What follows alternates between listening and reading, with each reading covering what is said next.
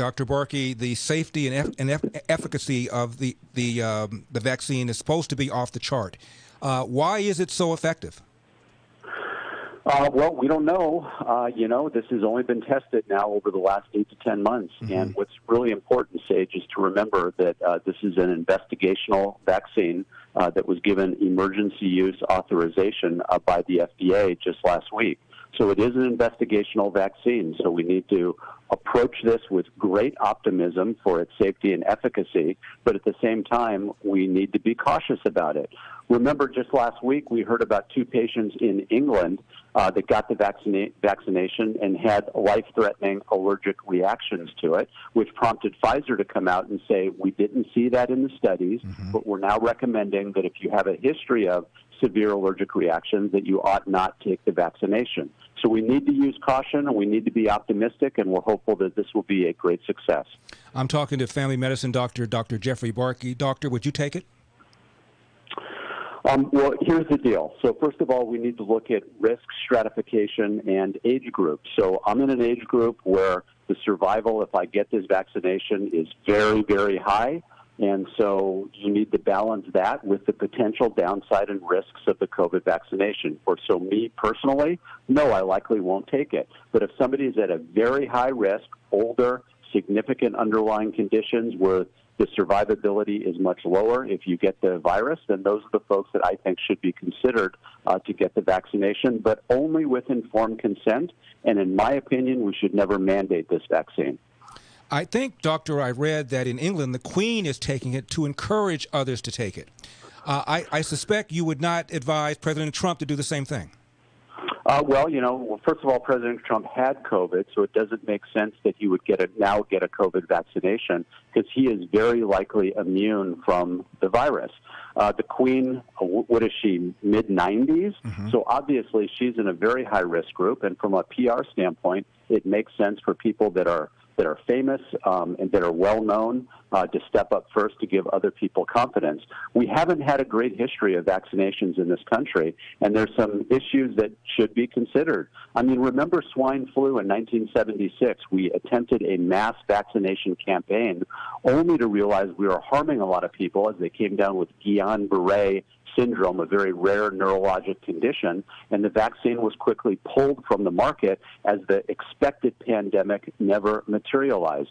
So we need to be very careful and very cautious as we move forward, carefully studying it, risk stratifying those that may get the vaccination, and certainly if you're in a young age group, so for example less than 20, where the survivability of this virus is 99.997%, you think twice about whether you want a new vaccination with limited testing in a group that has a very high survival rate. My guest is Dr. Jeffrey Barke. He's a family doctor in Newport Beach, California. So, doctor, who should take it? Who should be first in line?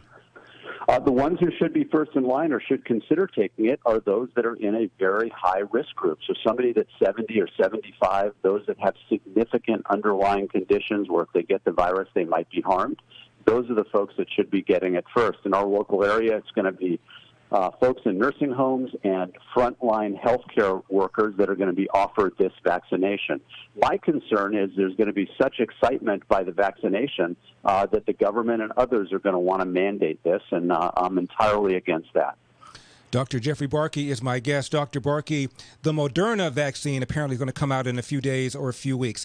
This one does not need to be held at the temperature as low as the Pfizer vaccine. Is that one better than the Pfizer vaccine?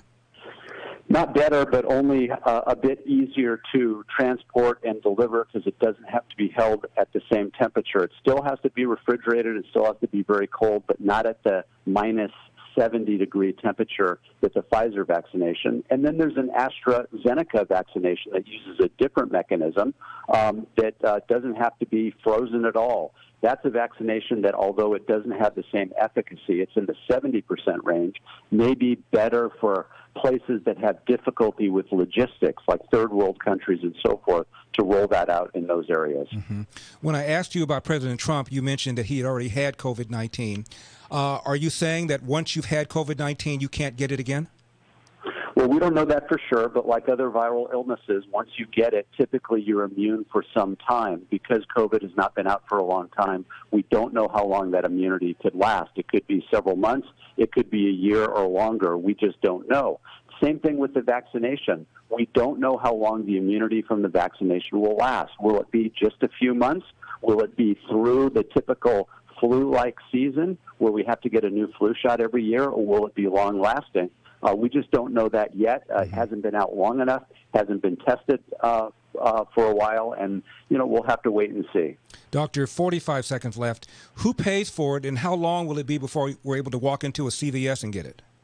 Well, my understanding is that it's free, and walking into a CVS, most CVSs and other retail pharmacies don't have the ability to store these viruses, these vaccines rather, at such a low temperature. Who's paying for it? The government. But keep in mind, it's the same companies that look to profit from this vaccine are also immune from all liability as a result of the 1986 act that Congress passed, National Childhood Vaccine Act.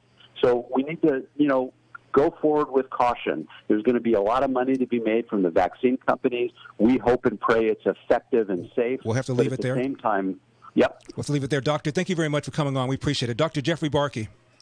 Thanks, Sage.